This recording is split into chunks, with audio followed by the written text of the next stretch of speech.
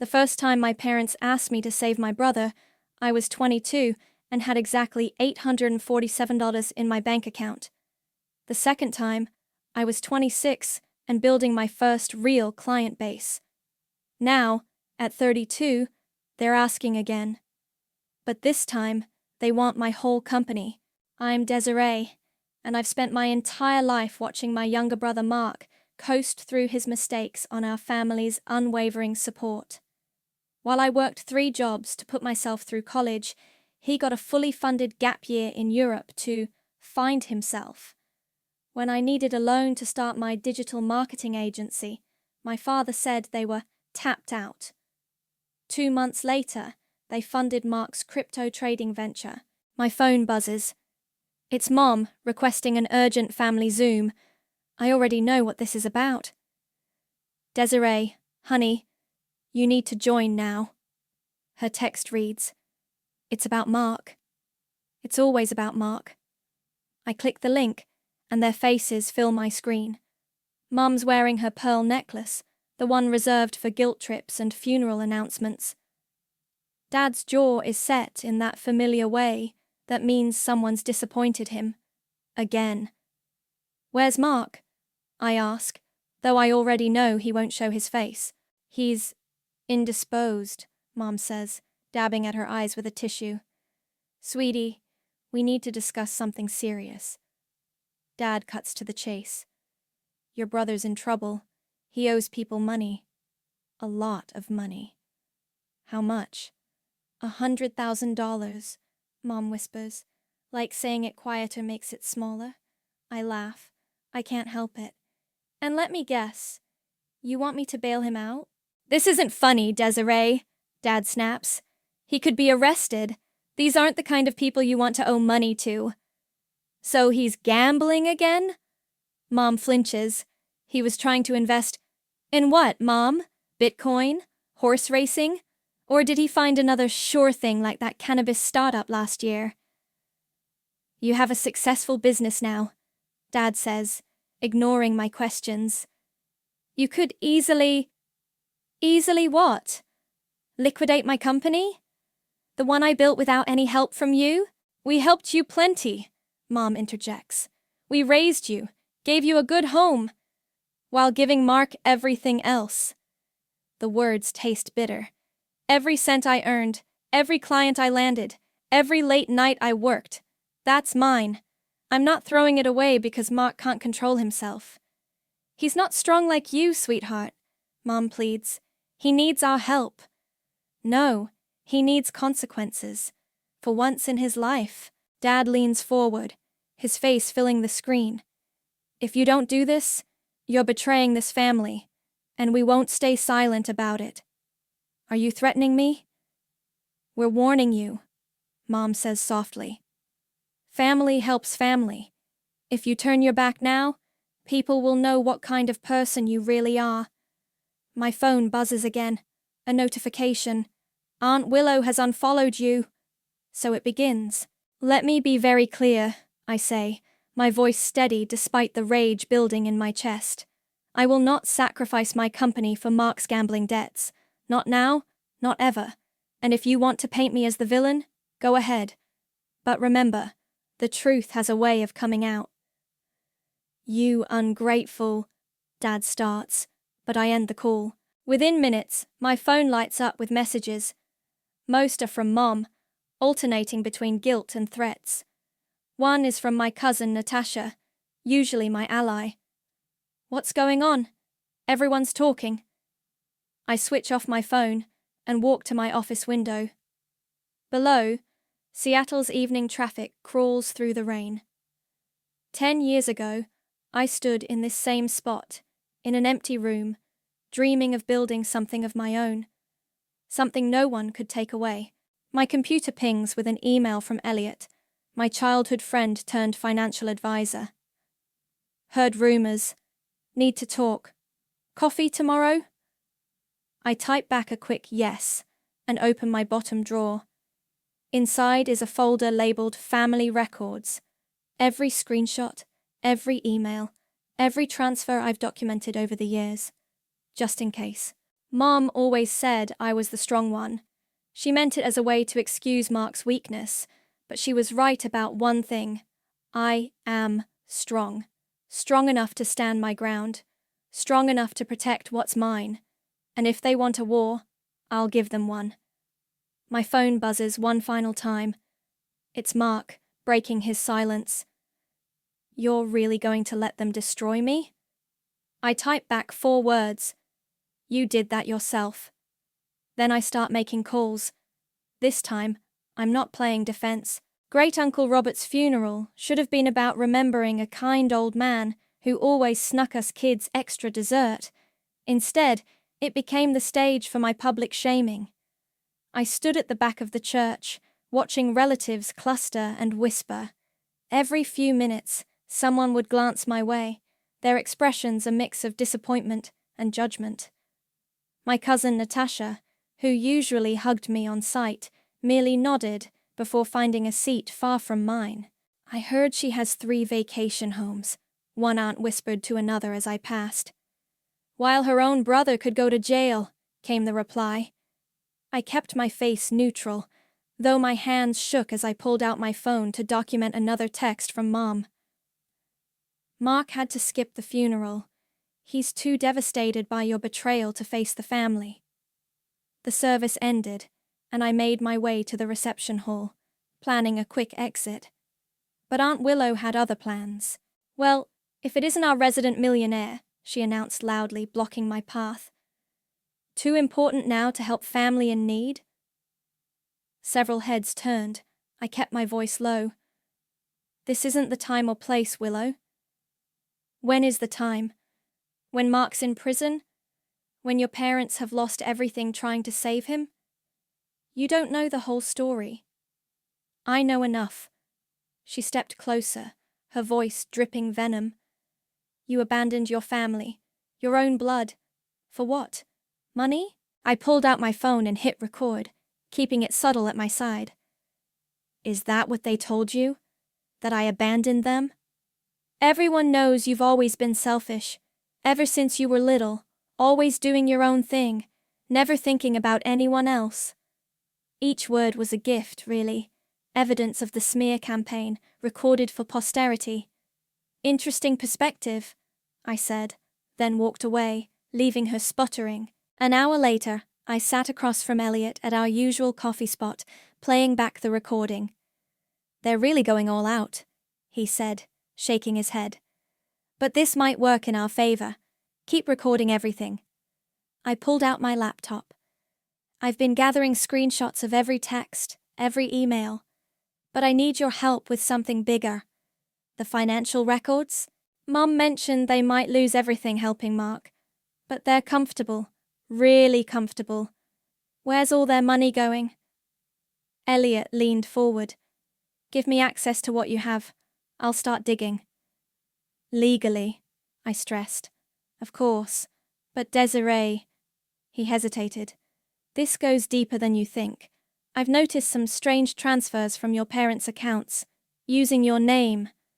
My coffee turned cold in my hands. What? Shell companies similar to your agency's name. Small amounts at first, then bigger ones, all going to accounts I'm pretty sure are Mark's. They're using my identity. Looks like it. And if they've been doing this for years? My phone buzzed. A text from Natasha. Can we talk? Privately? Hold that thought, I told Elliot, typing back. When? Tonight. My place. Don't tell anyone. I showed Elliot the exchange. He frowned. Could be a trap. Or she's finally seeing through their lies. I gathered my things. Either way, I'm going. But first, I need you to pull every financial record you can find. If they're using my name, I want proof. What are you planning? I thought about Aunt Willow's public attack, about Natasha's distance, about years of watching Mark drain our parents while I built something from nothing. They want to destroy my reputation. Fine, but I'm going to make sure the truth comes out first. The annual family reunion is in 3 weeks, Elliot reminded me. Perfect timing. I stood up. Get me those records. All of them. That evening, I parked outside Natasha's house, my laptop heavy with screenshots in my bag. Before I could reach the door, she rushed out to meet me. "Inside isn't safe," she whispered. "Let's walk." We headed toward the park, streetlights casting long shadows. "Dad says you lied about Mark," she said finally, "that you're making up stories to cover your own problems." "What problems would those be?" "They're saying IRS issues, hidden accounts, that you're refusing to help Mark because you're in trouble yourself." I laughed, but there was no humor in it. "Your dad talked to my mom recently?" "How did you know?" "Because that's their new angle. Paint me as a criminal so no one questions where their money really goes." I pulled out my phone, showing her the first of many screenshots. "Want to know the truth?" She stared at the screen, then at me. Are these real?" "Every single one, and there's more. Much more." "Why are you showing me this?" "Because you came to me. Because you're asking questions instead of just believing them." I paused under a streetlight. "And because I'm going to need allies when I expose everything." Natasha was quiet for a long moment. Then, "Show me more." Elliot spread the documents across my office desk like he was dealing cards in a high-stakes game. Each paper told a piece of the story I'd suspected, but never confirmed. "Look at this one," he said, pointing to a bank statement. "Armstrong Digital Solutions. Sound familiar?" My throat tightened. "They named a shell company after my business?" "Close enough to confuse anyone doing a quick search. They've been funneling money through it for years." He pulled up another document. "And here's Armstrong Creative Ventures, Armstrong Marketing Group, all registered within months of your legitimate company launches." "How much? Total transfers over the past decade?" He handed me a spreadsheet. "Just over $250,000. I sank into my chair, memories flooding back. A particular one hit hard. Me, at 19, sitting in our family kitchen, tears streaming down my face. "Please," I'd begged. "I just need help with this semester's tuition. I'll work part-time. I'll pay you back." "We just can't right now, sweetie," Mom had said, not meeting my eyes. "Mark needs intensive summer tutoring. You know how he struggles." The next week, Mark flew to Paris for a market research trip. My phone buzzed, jolting me back to the present. A text from Natasha. "Found something weird in Mom's old emails. Can you meet?" "Go," Elliot said, gathering the papers. "I'll keep digging." 30 minutes later, I sat in Natasha's car, parked behind a Target, while she pulled up emails on her tablet. "Mom never deletes anything," she explained. "Look at this thread from last summer, when Mark started his investment consulting business."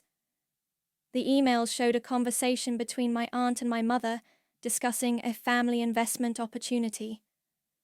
The numbers made my head spin. $50,000, I whispered. "Your parents invested $50,000 in Mark's scheme?" "While telling my sister they couldn't help with her wedding." Natasha's voice was bitter.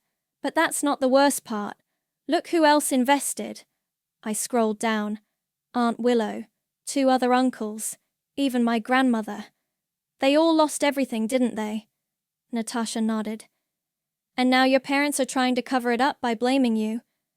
My phone lit up with a call from my father. I let it go to voicemail. "What happens when everyone finds out?"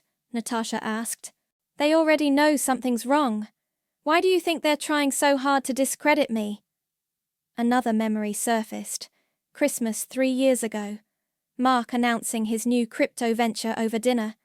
Dad beaming with pride. "My son, the entrepreneur." I'd tried to warn them. "Crypto's volatile. Has he shown you his business plan?" "Not everyone needs a fancy marketing degree to succeed," Mum had snapped.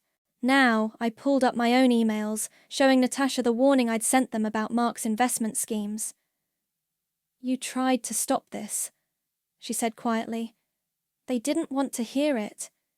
It was easier to believe in Mark's fantasies than my reality. My phone buzzed again. A voicemail from Dad. Desiree, this has gone far enough. You're forcing us to take action. Don't make this harder than it needs to be. Action? Natasha frowned. What does that mean? Probably more lies, more pressure. They'll try to isolate me completely. They can't isolate you if people know the truth. I thought about the documents Elliot found, the shell companies, the missing money. The truth might destroy this family. Maybe it needs destroying. Natasha's voice was steel. Maybe we need to burn it down and see what grows from the ashes. My phone lit up with a text from Elliot. Found something big. Really big. Come back to the office. Go, Natasha said. I'll keep digging here. And Desiree? She grabbed my arm. Whatever you find, whatever you decide to do with it, I'm with you.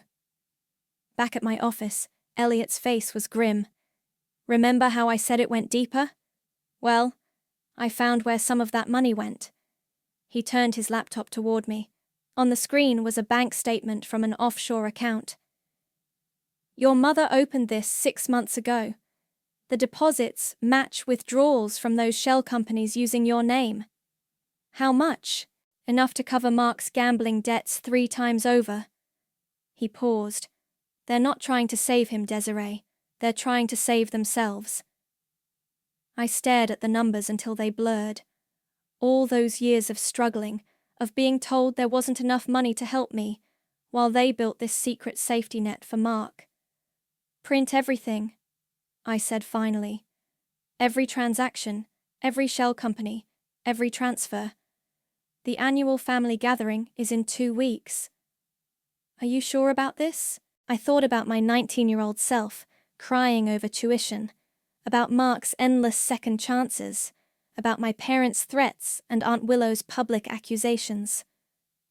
They wanted a villain, I said. Let's give them one.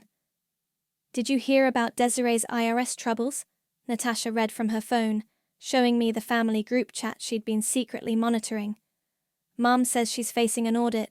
We were sitting in my office, watching my mother's latest rumor spread like wildfire through the family network.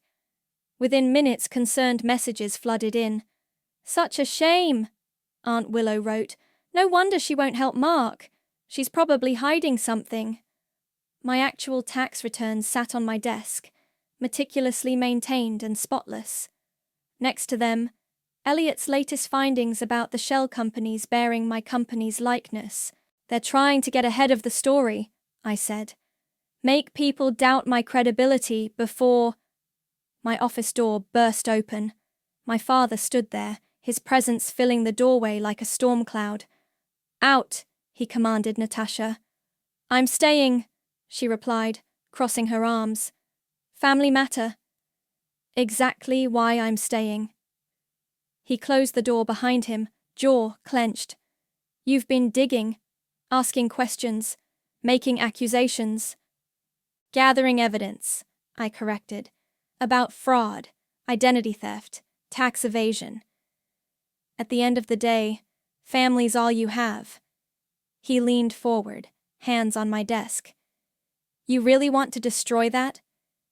I hit record on my phone, letting it peek out from under some papers. Are you threatening me, Dad? Warning you. There are more consequences than you think. You don't want people to believe you're dishonest. Like the IRS rumor Mom's spreading? He didn't flinch. Rumors are funny things. Sometimes they become reality. Is that what happened with Mark's gambling debts? Did they become investment losses when you covered them? You're treading dangerous ground. No, I stood up, matching his stance. You are. Using my company's name for shell corporations? That's identity theft. Federal crime. For a moment, something like fear flickered across his face. Then it hardened. Prove it. The annual gathering's in 10 days. Maybe I will.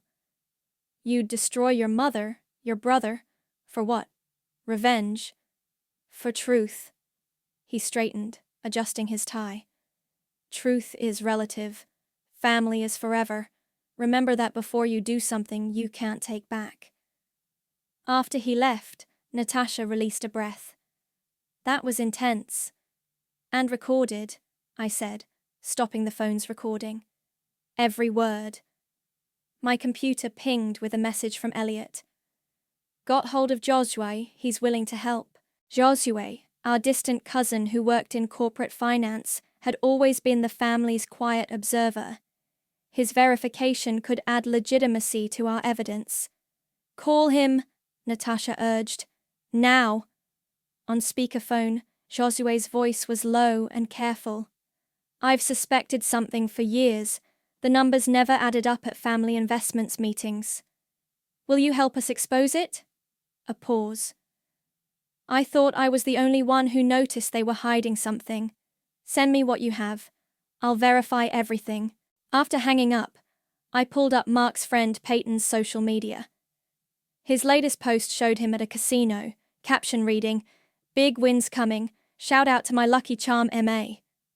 M.A., Natasha read. Mark Armstrong. Still gambling, I confirmed, and they're still covering for him. My phone buzzed with a text from Mum. We raised you better than this. Stop this vindictive behavior before it's too late. Another from Mark. You think you're so perfect.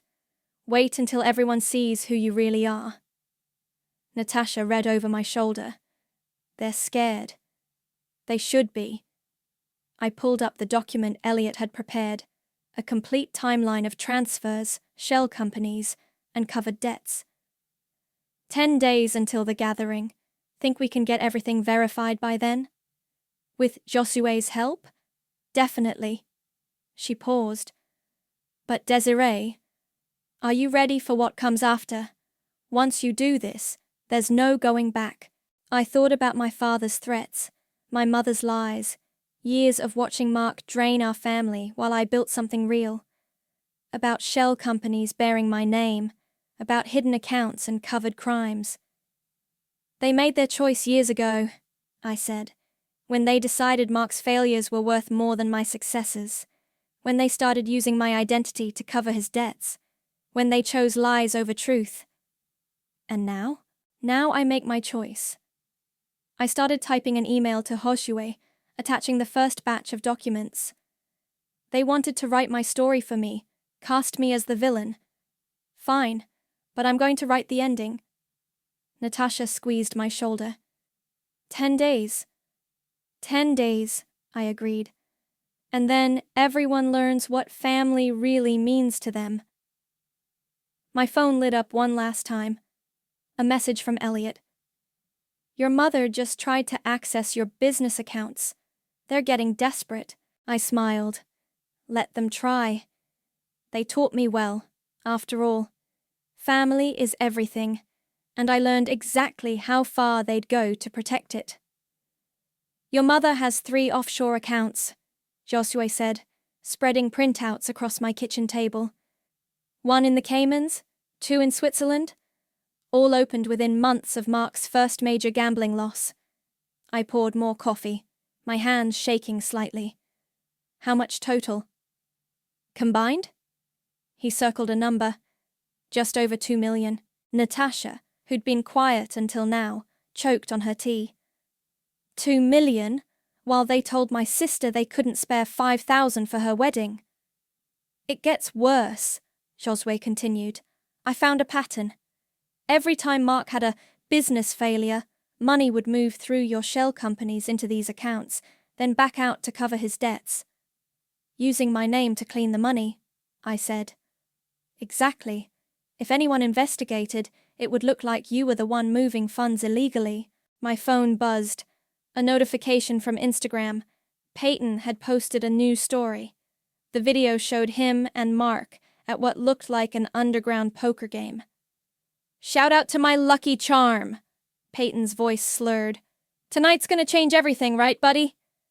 The camera panned to Mark, who quickly covered his face. Save it, Natasha said, already pulling out her phone. Everything's evidence now. A knock at my door made us all jump. Through the peephole, I saw Aunt Willow shifting nervously. Hide everything, I whispered. Josue and Natasha quickly gathered the papers while I opened the door. Willow, what a surprise. She pushed past me into the apartment. We need to talk. Alone. Anything you need to say, you can say in front of them. She noticed the papers being hastily stuffed into folders. What's all this? Tax records, Josue said smoothly. Desiree asked me to review them, given the rumors. That's actually why I'm here. Willow's voice dropped. I found something. A group chat I wasn't supposed to see. Show me. She pulled out her phone, hands trembling slightly. The chat showed my mother, father, and several aunts discussing reputation management. Need to contain this before Sunday, my mother had written. Once people start asking questions about the money. Don't worry, another aunt replied. No one will believe her over us. We've made sure of that. Willow looked up, face pale. I invested $50,000 in Mark's last venture. Karen promised it was guaranteed returns. Now I can't access any of it. Join the club, Natasha muttered. Is that why you're here? I asked. Because you lost money? I'm here because I found this too. She pulled up an email. Karen asking me to testify about your unstable behavior if things get legal. She wanted me to say you threatened Mark. My laugh was hollow. And would you have done it? A week ago? Maybe. She met my eyes. But something felt wrong. The way they're all coordinating, the stories they want us to tell. The truth is worse than you think, Josue said quietly. Show her, I decided. We spent the next hour laying it out. The shell companies, the offshore accounts, the systematic draining of family funds to cover Mark's gambling. Willow's face grew paler with each revelation. Sunday's gathering, she said finally. You're going to expose this. Everything. They'll try to stop you. They're already planning. My phone rang. Mom's number. Answer it, Natasha urged. On speaker. I hit accept. Hello? If you say a word on Sunday, you'll regret it. Mom's voice was ice. You'll lose this family forever. Is that a threat? It's a promise. We raised you, protected you, gave you everything. Except what you gave Mark, I interrupted. The money, the chances, the cover-ups. He's your brother, and I'm your daughter. Or did you forget that while you were using my identity to hide his debts? Silence. Then, you have no proof. Want to bet? I looked at the documents spread across my table, at Josue's verified statements, at Willow's screenshots. Sunday's coming, Mom. Maybe it's time you prepared for that. She hung up. Moments later, my phone exploded with messages from flying monkeys. Distant relatives suddenly concerned about my mental health, my business practices, my vendetta against my own blood. They're scrambling, Natasha observed. Let them. I started organizing the documents into presentation order. Sunday's going to be interesting. You know there's no coming back from this, Willow said quietly. Once you do this, they already destroyed the family we thought we had, I replied. All I'm doing is showing everyone the truth about the family we actually are. My phone buzzed one final time. A message from Elliot. Everything's backed up. Multiple copies, multiple locations. They can't bury this. 2 days until Sunday. Let them try to stop me now. The annual family gathering always took place in my parents' oversized living room, where success and failure were measured in square footage and staged family photos. Today, those same photos seemed to mock me from their perfect frames as I set up my laptop and connected it to the TV. Everything ready? Natasha whispered, helping me test the connection. Presentations loaded, backup drive in my bag. Elliot has copies ready to email to everyone. The room filled slowly. Aunts, uncles, cousins, all shooting me mixture of concern and contempt. My mother worked the crowd like a politician, touching arms, whispering conversations that stopped when I got close. "Where's Mark?" someone asked. "Resting," Mom replied smoothly. "He's been under so much stress lately." Dad stood up, clinking his glass for attention. "Before we begin our annual celebration, I want to say a few words about family." I caught Willow's eye across the room. She gave me a slight nod. "Family," Dad continued, "is about loyalty, about standing together through difficult times, about protecting our own." Natasha squeezed my hand. Our signal. Speaking of protection, she stood up, raising her glass. "I'd like to make a toast. To truth. To accountability. And to my cousin Desiree, who helped me understand what family really means." Mom's face went white. "Gregory, perhaps we should serve dinner." "Actually," I stepped forward, remote in hand, "I have something to share first." "Desiree," Dad warned, "think carefully about what you're doing." "Oh, I have. For years." I clicked the first slide. "Let's talk about family, about loyalty, about protection." The screen showed a timeline of shell companies, all variations of my business name. Gasps filled the room. These companies were created using my identity, my reputation, my name. Want to guess who created them? "This is ridiculous," Mom started, but Josue stood up. "As a financial professional, I've verified all these documents. They're real and illegal." I clicked to the next slide. Bank statements, transfers, offshore accounts. $2 million, I announced. That's how much was funneled through fake companies bearing my name. Money that went to cover gambling debts, failed ventures, and God knows what else. "You're ruining Mom's life!" Mark's voice boomed from the doorway. He looked terrible, unshaven, eyes wild. "No, Mark, you did that.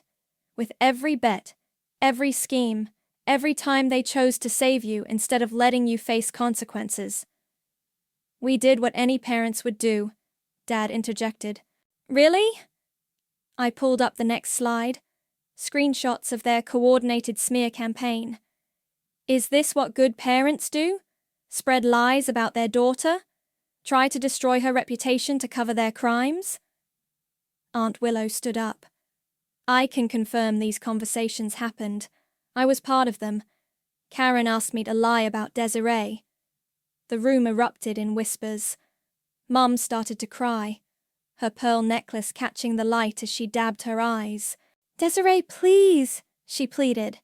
"We can talk about this privately. Like you talked privately about me? Planning how to discredit me if I ever exposed your fraud?" "It wasn't fraud," Mark shouted. "It was investment." "In what? Poker games? Underground gambling?" I played Peyton's video. Mark's face, clear as day at the illegal poker table, filled the screen. Someone gasped. An uncle muttered, "Jesus Christ." "Want to know the best part?" I continued, my voice steady.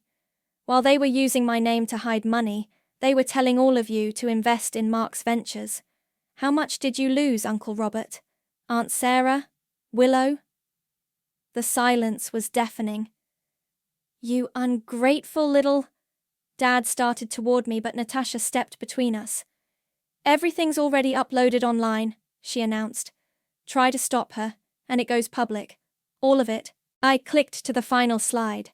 A simple spreadsheet showing every family member who'd lost money investing in Mark's schemes. "You wanted to make me the villain," I said, looking at my parents. "Congratulations. Here I am. But villains sometimes tell the truth." "I'll never forgive you for this," Mom whispered. "That's okay. I forgave myself a long time ago." Mark lunged for my laptop, but Joshua caught him.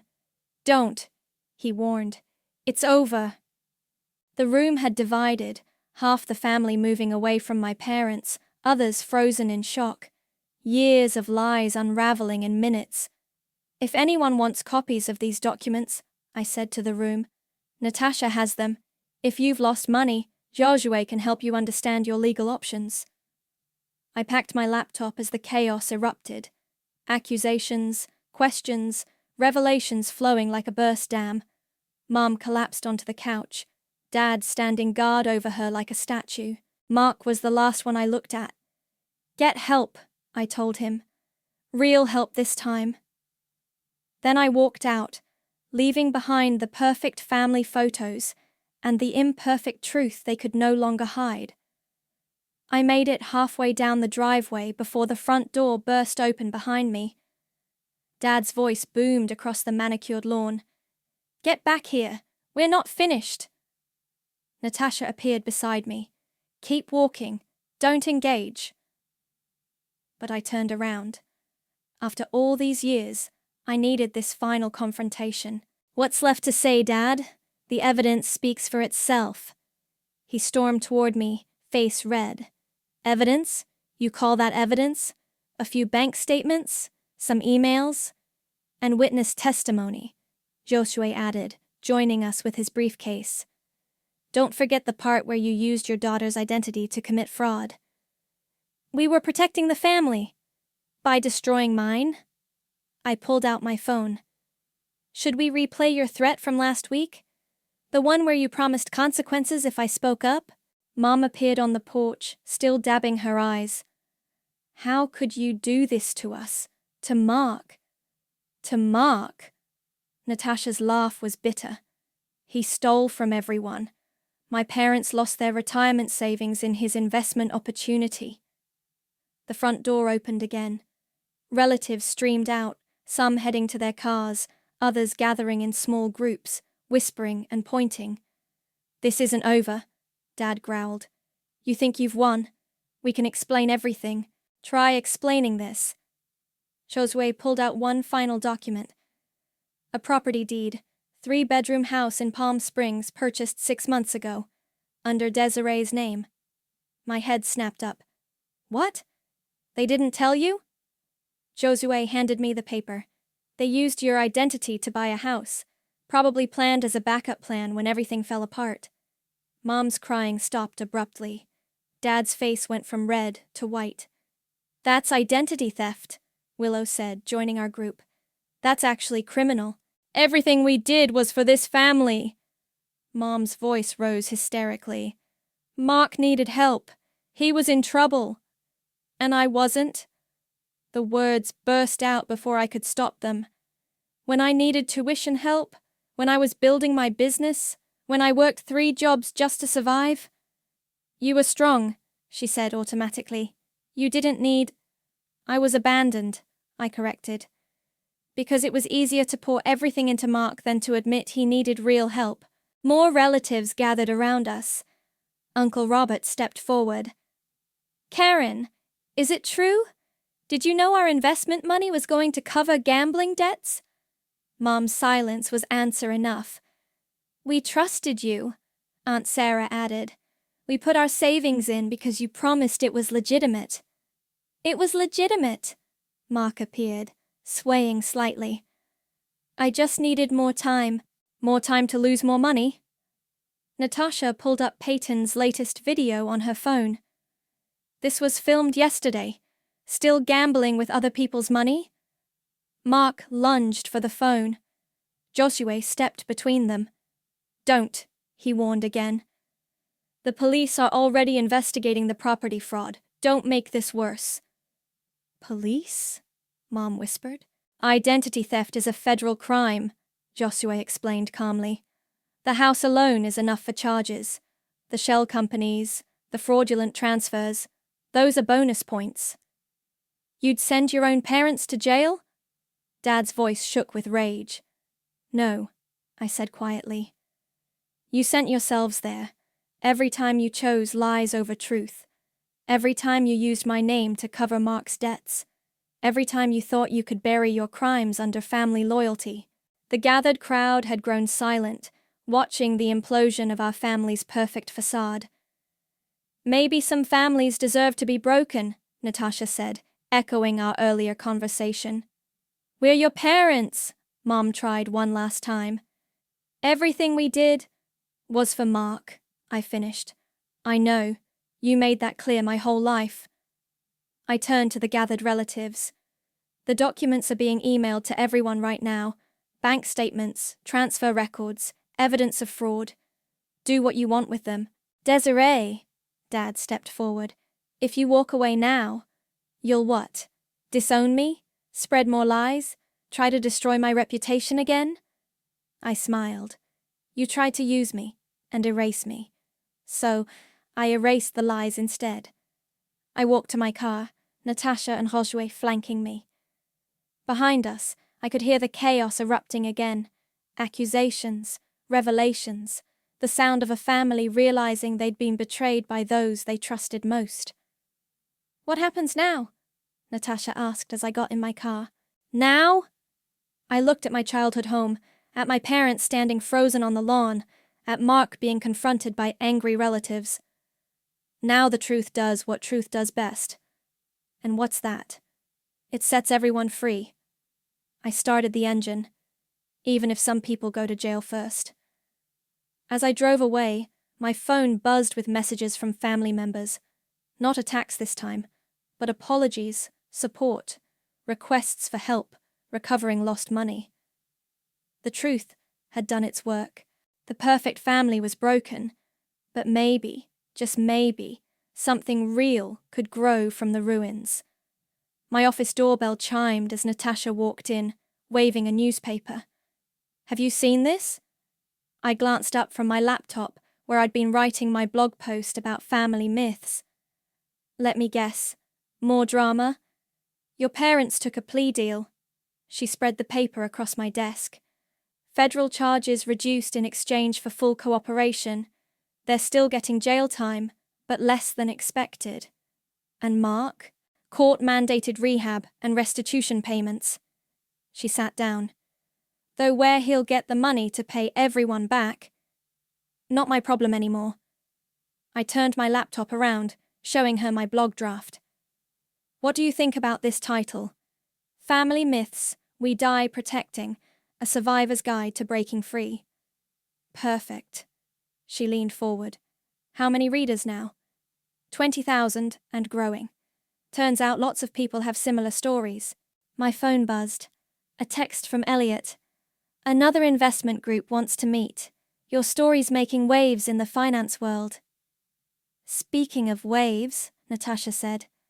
Aunt Willow called. She's starting a support group for families affected by gambling addiction. Wants to know if you'll speak at their first meeting. I considered it.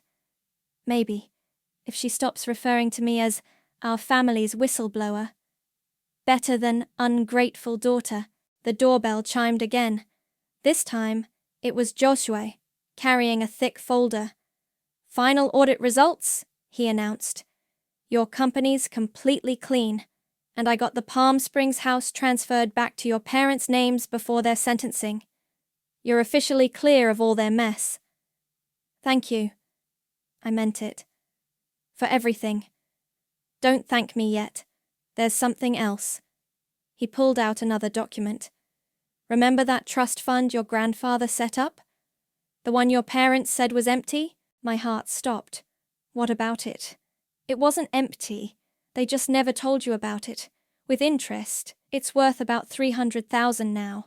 And since they committed fraud, it reverts to me, I finished. The original beneficiary. Karma's got a sense of humor, Natasha observed. My phone lit up with another message, this time from Uncle Robert.